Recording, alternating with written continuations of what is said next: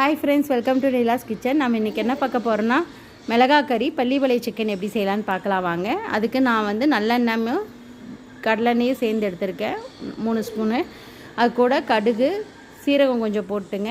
சின்ன வெங்காயமும் வரமிளகாயும் போட்டு நல்லா வதக்கிட்டு நான் 1/2 kg சிக்கன் எடுத்திருக்கேன். மஞ்சத்தூள் போட்டு நல்லா வாஷ் பண்ணியிருந்தேங்க. அதையும் போட்டு நல்லா வதக்கி விட்டு கறி லீஃப் கொஞ்சம் போட்டு வதக்கலாங்க.